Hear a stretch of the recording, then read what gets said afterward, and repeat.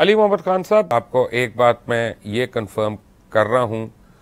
کہ مجھے یہاں پہ پاکستانیوں نے یہ کہا ہے اور بہت سے پاکستانیوں نے کہ اربوں کی جائیدادیں ایسی ہیں میاں نواز شریف کی لنڈن اور اس کے مضافات میں، جن کا ذکر اس پینما پیپرز میں نہیں ہے۔ میں اب کل سے صبح سے انشاءاللہ ان کے اوپر انویسٹیگیشن تھوڑی سی شروع کروں گا، جو ایک جرنلسٹ کی جو کیپیسٹی ہوتی ہے اس کیپیسٹی میں، اور ہم دیکھیں گے کہ وہ ڈیڈز کن کے نام پہ ہیں، ان کے بینیفیشریز کون ہیں، اور وہ کیا وہ بھی آف شور کمپنیز ہیں اور آگے بندوں کے نام نہیں ہیں۔ یہ تو ہم چند دن میں سٹوری لے آئیں گے، لیکن آپ کو میں بتا رہا ہوں کہ الفرڈ میں خاص طور پہ زبان زد عام ہیں، 2 ٹاورز بڑے، اور اس کے علاوہ بہت سی پراپرٹیز جو منسوب کی جاتی ہے، جس کا نام لیا جاتا ہے کہ شاید یہ بھی میاں صاحب کی ہے۔ اس کے اوپر تب میں تحقیق کروں گا، لیکن ایک کریڈٹ تو پاکستان تحریک انصاف کو جاتا ہے، عمران خان کو جاتا ہے کہ ہم بے وقوف کہیں، پاگل کہیں، سر پھرا کہیں، لیکن اگر عمران خان اپنے موقف پہ نہ قائم رہتے تو آج حکمران فیملی کو یہ دن نہ دیکھنا پڑ رہا ہوتا۔ بسم اللہ الرحمن الرحیم، اللہم صلی وسلم وبارک علی سیدنا محمد رسول اللہ صلی اللہ علیہ وآلہ وسلم۔ سلام ہے تمام ان لوگوں پہ جو اپنے قلم کی حرمت رکھتے ہیں اور جو یہ سمجھتے ہیں کہ کتنی بڑی رسپانسبلٹی ہے۔ مبشر صاحب، آپ ملک کے لیے جو کر رہے ہیں میں اپریشیٹ کرتا ہوں، اللہ آپ کو اور استقامت اور حوصلہ دے۔ میں آپ کے جو بنیادی سوال ہے اسی کی طرف آنا چاہتا ہوں۔ ویسے آج سپریم کورٹ میں موجود تھا جب یہ خواجہ حارث صاحب اور پھر ان کے ایک اور وکیل صاحب ہیں طارق احسن صاحب، وہ جب آرگومنٹس دے رہے تھے آن بیہاف آف میاں نواز شریف صاحب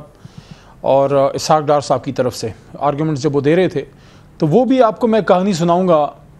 لیکن پہلے میں مبشر صاحب جو آپ کا سوال ہے نا اس طرف آنا چاہتا ہوں۔ دیکھیں، پاکستان کے عوام، غریب عوام جو ہیں،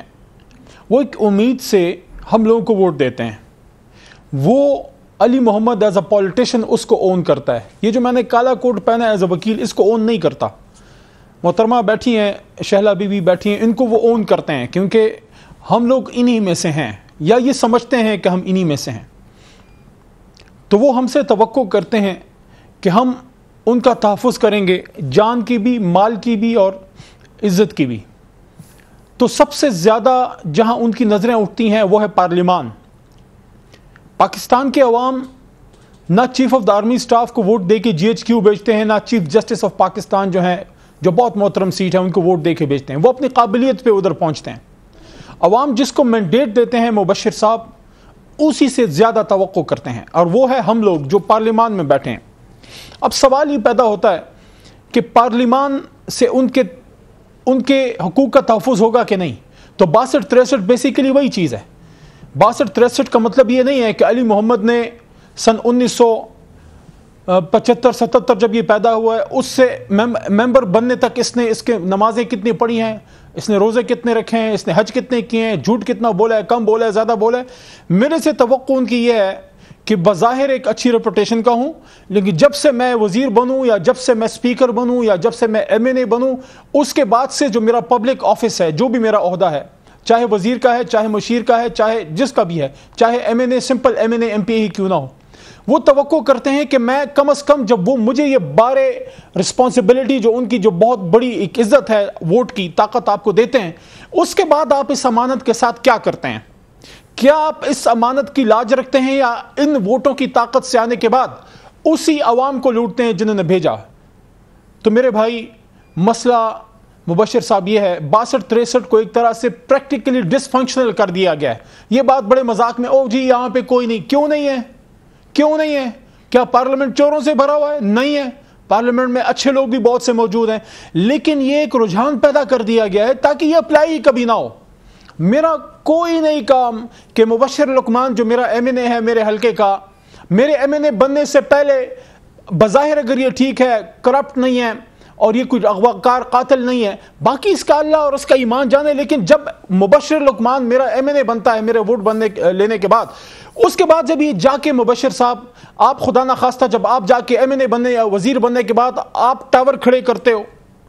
آپ جب آپ جب اربوں روپے جو ہے وہ اس منی لانڈرنگ کرتے ہو، خدا نخواستہ پراپرٹیاں اپنے نام پہ بناتے ہو اور ملک سے باہر بناتے ہو، پھر اس کو چھپاتے ہو، پھر اس کو بتاتے نہیں، اور وہ جب نکلتی ہیں تو بے نامی نکلتی ہیں، وہ جب نکلتی ہیں تو آپ پہلے ڈس اون کرتے ہو، کہتے ہیں ہمارے ہیں ہی نہیں، پھر جب نکلتی ہے پھر کہتے ہیں نہیں ہیں تو صحیح لیکن یہ اس کا منی ٹریل نہیں ہے، پھر کہیں سے خط آ جاتا ہے۔ یہاں سے پھر سوال پیدا ہوتا ہے کہ وہ پارلیمنٹ جو میرے اور آپ کے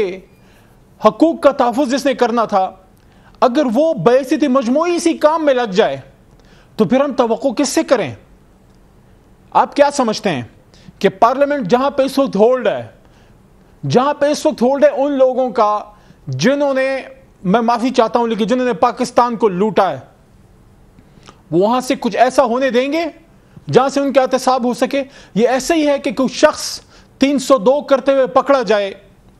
اور 302 کرنے کے بعد رنگے ہاتھوں پکڑے جانے کے بعد، ہاتھ میں خونی خنجر نکلنے کے بعد، سرکمسٹانشل ایویڈنس ہونے کے بعد آپ اس کو اختیار دیں کہ ایسے TOR بناؤ، ایسا کوئی قانون بناؤ جس سے میں تمہیں پھندے پہ پہنچا سکوں؟ ایسا نہیں ہوگا۔ بدقسمتی سے مبشر صاحب، سیاست دانوں نے کچھ خود بھی اپنا کریا کرم کروایا ہے، ہم نے خود بھی اپنے اعمال ہمارے ٹھیک نہیں ہیں، کچھ ہم بدنام بھی کیے گئے ہیں، لیکن اکثریت ان لوگوں کی ہے جو چاہتے ہی نہیں ہیں کہ احتساب ہو۔ تو پھر لوگ کدھر دیکھیں؟ پھر ظاہر لوگ عدلیہ کی طرف دیکھیں گے۔ آج جو کاروائی ہوئی ہے آج، یعنی کہ اگر کسی انسان میں تھوڑی سیلف رسپیکٹ ہو، میں الفاظ کا چناؤ بڑے محتاط طریقے سے کرنے کی کوشش کروں، تھوڑی سیلف رسپیکٹ ہو، اپنی عزت ہو، مبشر صاحب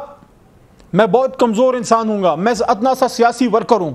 آپ مجھے اگر آپشن دیں نا مبشر صاحب، آپشن دیں کہ یہ جو ہے پاکستان کی وزارت عظمیٰ ہے اور یہ تمہاری عزت ہے، یہ عزت رکھ دو داؤ پہ اور وزارت عظمیٰ لے لو، میں 1 لاکھ وزارت عظمیٰ پہ لعنت بیچتا ہوں اپنی عزت کی قیمت پہ۔ آپ میں اگر سیلف رسپیکٹ ہو، آپ کہتے ہیں کہ نہیں، آپ کہتے ہیں نہیں، دن میں نہیں، میرے لیے رات کو بھی سپریم کورٹ کی عدالت لگاؤ، میں نے مہینے کا کام 2 دنوں میں کروانا ہے، میں نے اپنا دامن صاف کروانا ہے۔ آج جو سپریم کورٹ میں 3-4 سوال ہوئے ہیں اس پہ میں ختم کرتا ہوں۔ پہلا سوال ہوا جو میرے خیال میں جو سینئر جج ہیں ان کی طرف سے سوال ہوا کہ جو سرکمسٹانشل ایویڈنس ہے جو میاں صاحب نے دیا ہے، جو چیزیں گیدر ہوئی ہیں JIT کی طرف سے، جو میاں صاحب نے کوئی ٹوٹا پوٹا قطری خط اور یہ وہ، انہوں نے الفاظ یہ تھے کم و بیشی اللہ معاف کرے کہ سرکمسٹانشل ایویڈنس جو ہے وہ انوسنس آف اکیوزڈ کے خلاف ہے۔ تو اس کا کیا مطلب؟ پھر جب اسحاق ڈار صاحب کے وکیل سے پوچھا گیا کہ سن 80-81 سے لے کے 90-91-92 تک آپ کے ٹیکس کے ڈاکیومنٹس وہ مسنگ ہیں، کدھر ہیں بھائی؟ اور ایک اور بات وہاں پہ کی گئی کہ اسحاق ڈار صاحب آپ جب یہ کہتے ہو کہ میرے خلاف جب یہ ایفیڈیوٹ آپ کہتے ہو کہ میرے سے زبردستی بنایا گیا، I was under duress، تو اس کا مطلب ہے کہ اگر آپ اپنے ایفیڈیوٹ سے جاتے ہو تو اس ایفیڈیوٹ کے تحت تو آپ کو پارڈن بھی ملا تھا، تو پھر آپ کے خلاف وہ سارے جتنے بھی آپ کے خلاف الزامات ہیں وہ تو پھر سٹینڈ ریووکڈ انووکڈ، وہ تو پھر آپ کے خلاف وہ الزامات پھر سے زندہ ہو گئے۔ تو ایسی صورتحال میں بار بار عدالت پوچھتی ہے ثبوت